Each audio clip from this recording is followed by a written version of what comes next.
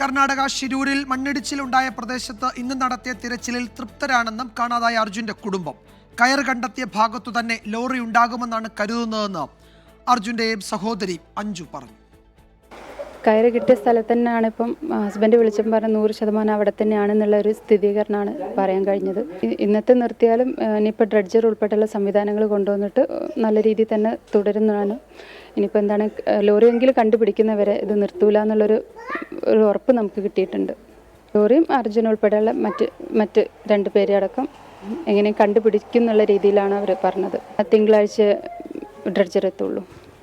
ഇന്നത്തെ ഒരു തെരച്ചിലും മറ്റും നിങ്ങൾ തൃപ്തരല്ലേ ഇപ്പം നിലവിൽ? അതെ, തൃപ്തരാണ്.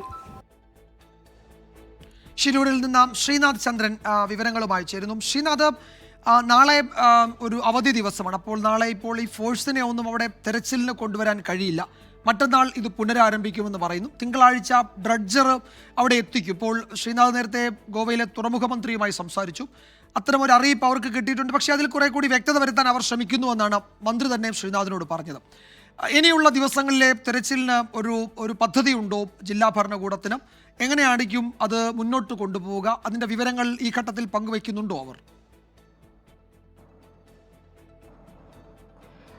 വിജയകുമാർ, ഞാനിപ്പോൾ ശിരൂരിലെ ദുരന്തഭൂമിയിൽ നിൽക്കുകയാണ്. ഇന്ന് ഒരു പകൽ നീണ്ട തെരച്ചിലിനൊടുവിലും ചില ലോഹവസ്തുക്കൾ, കയർ അടക്കമുള്ള അർജുൻ്റെ ലോറി ഉണ്ടാവാൻ സാധ്യതയുള്ള ഇടത്തെക്കുറിച്ചുള്ള ചില സൂചനകൾ കിട്ടി. ലക്ഷ്മണയുടെ കടയുടെ പുറകിൽ ഏതാണ്ട് 40 മീറ്റർ മാറിയാണ് ഈ ഒരു മേഖലയുള്ളത്. പക്ഷേ അവിടെ മുഗൾ വിദഗ്ധർക്ക് ഇറങ്ങിയിട്ട് പോലും അവിടെ ഇതിൻ്റെ അടിത്തട്ടിലുള്ള മണ്ണ് മാറ്റി ഈ ലോറിയിലേക്ക് എത്താനും മറ്റുമുള്ള പ്രയാസം അവിടെയുണ്ട്. അതായത് മനുഷ്യസാധ്യമായത്, മനുഷ്യന് നേരിട്ട് യന്ത്രസഹായം ഇല്ലാതെ ചെയ്യുന്ന കാര്യങ്ങൾക്ക് ഒരു പരിമിതിയുണ്ട്. അതുകൊണ്ട് മറ്റന്നാൾ തിരച്ചിൽ പുനരാരംഭിച്ചാലും അത് ഏതെങ്കിലും തരത്തിലുള്ള ഒരു മുന്നോട്ട് പോകുമോ എന്നുള്ള കാര്യത്തിൽ സംശയങ്ങളുണ്ട്. അത്തരം ആശങ്കകളൊക്കെ ഇന്ന് തിരച്ചിലിറങ്ങിയ ആളുകൾ തന്നെ പറഞ്ഞിട്ടുണ്ട്. അങ്ങനെയെങ്കിൽ ഇനി നിർണായകമാവുന്നത് ഒരു ഡ്രഡ്ജർ എത്തിച്ചുകൊണ്ടുള്ള ഒരു വലിയ രീതിയിൽ യന്ത്രസഹായത്തോടെ നടത്തുന്ന തിരച്ചിലാണ്.